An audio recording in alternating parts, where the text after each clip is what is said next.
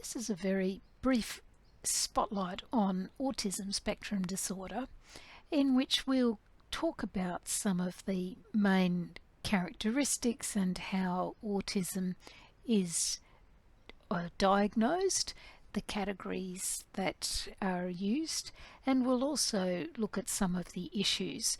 But we will be exploring the impact on learning and how we might ensure that students with autism are a welcome part of an inclusive classroom in other parts of this course. So when we think about autism spectrum disorder, it needs to be thought of as an aspect of some people. So it's not the total person, but it's a characteristic. It's a pervasive developmental disorder. So that means that it's lifelong. It affects all aspects of a person's life, not necessarily negatively. It emerges in early childhood, though it's probably present from birth. But the reason that we probably only see it emerge is because it impairs social communication and behaviour, or it alters them, not necessarily impairs them. And those things have to develop in a young person. So as a newborn baby, the social communication aspects aren't terribly relevant. It's a spectrum disorder. It's usually classified as severity levels of 1 to 3 for both aspects, communication and behaviour. So you can have level 1 and communication, level 3 and behaviours. And this isn't just challenging behaviours. This is the idea of the characteristics that we can see below: fixated interests and repetitive behaviours. So not necessarily challenging behaviours, but they might come across that way. And then there are impairments in social communication. Now, it's important to recognise that this can be with or without intellectual disability.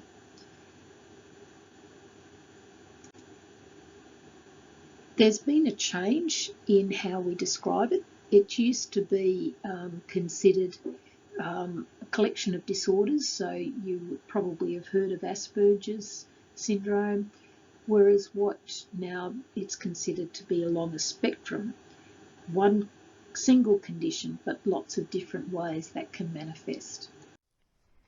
So this is an extract from the Diagnostic and Statistical Manual of the American Psychiatric Association.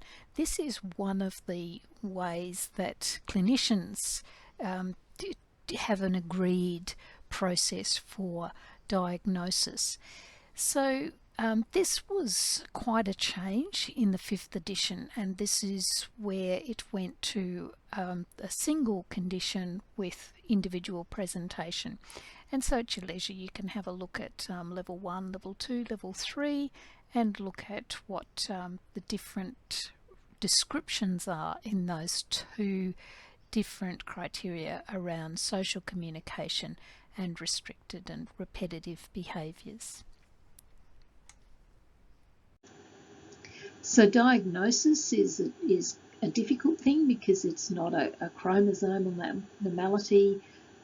So what we do is we really need someone like a paediatrician or an education psychologist to be able to undertake a diagnosis and look at the skills that are present.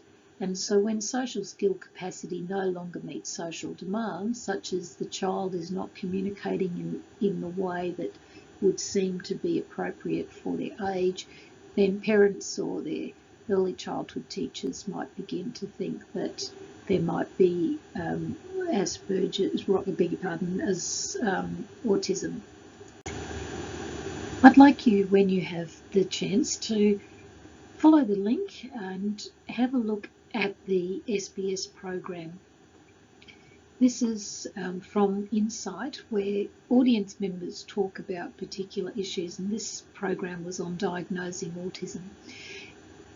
Watch the first 5 minutes. It's not an easy program to watch in places, and at times it's very upsetting, for me at least. his early schooling was bad for the boy you hear, but he has recovered and things get better. So the story goes on quite well. I think there are some important issues that you might find interesting. The causes of ASD are quite the subject of a lot of research. It's important to recognise that at this stage it's unknown.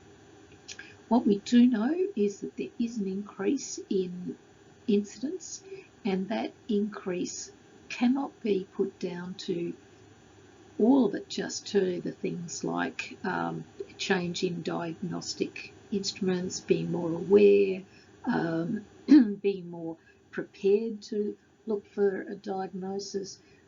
Some of the issues in the SBS program were about overdiagnosis, because things that look a little bit like autism, where autism gets the funding and those other conditions that are unknown don't attract it, could lead to overdiagnosis, but that does not account for all of the increase that's seen. So there are some hypotheses.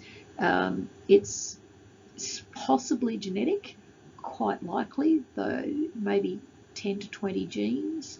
We seem to be getting closer to think about some genes, but none are yet identified as far as I have been able to find. It's likely to have a neurological basis, but there might also be some environmental triggers.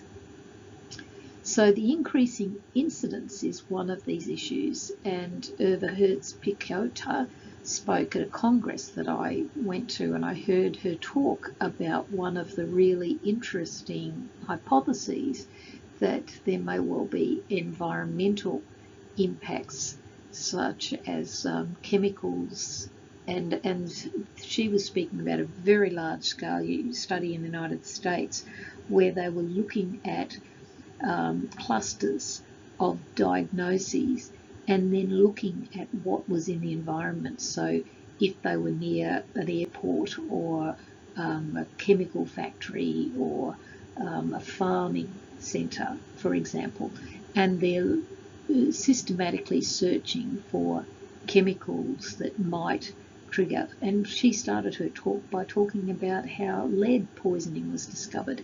It took a while for people, many decades, years, centuries perhaps, for people to realise that if you had too much lead it killed you. But then it took even further time to think about, well, what's the dose that will not kill you but still is harmful, and at what point is it okay? So she used that example of lead to say, well, we do know that there are chemicals that do have an effect on us, and what might they be? I also want to talk about the fraud of Andrew Wakefield. You may have heard of this, and his research initially fraudulently proposed that autism was linked to the measles, mumps and rubella vaccine.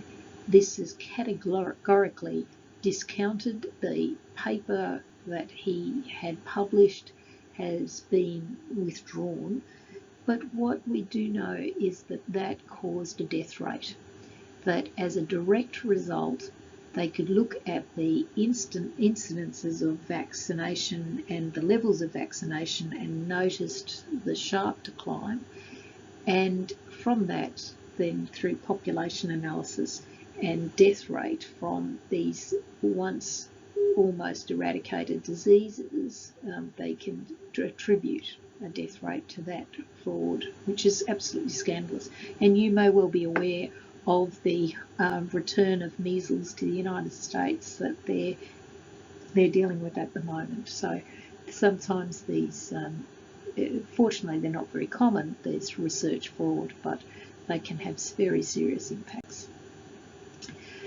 Here's an extract from a story about a family who are in Logan City. It was published in the Weekend Australian magazine, and I thought some of the quote there, and you can pause and read it.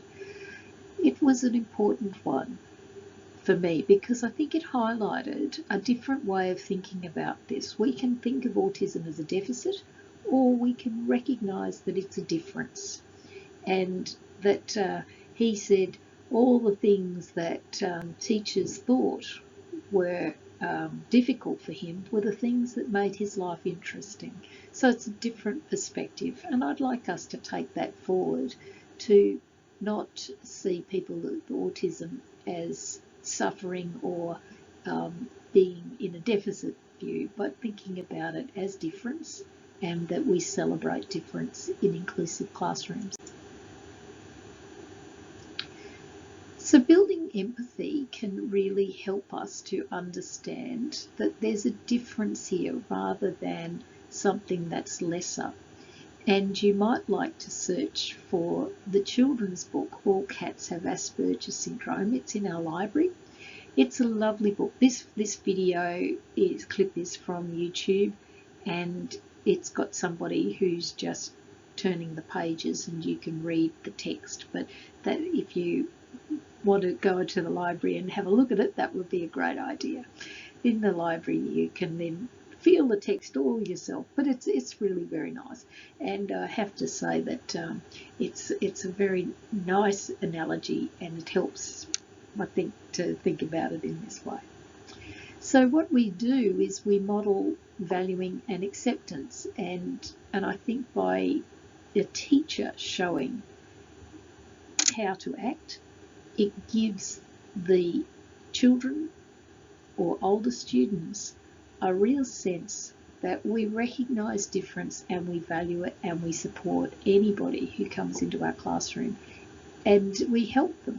Now, there's some argument that you can teach the social skills needed to help a person fit in, but then there's also another school of thought to think, well, that's hard work. It really is hard work, and maybe it's equally important to teach the other people in the classroom how to change their own social skills to recognise and value and offer acceptance.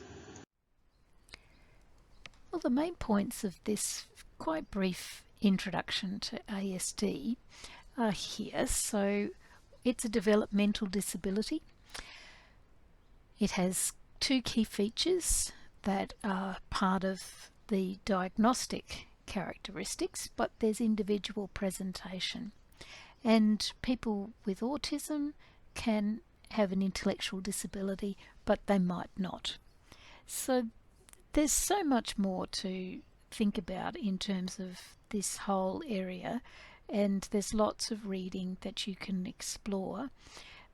But I do hope that in your reading you will continue to think about this in terms of inclusive practice, and look to make your classrooms as welcoming as you can for all learners, including those with autism.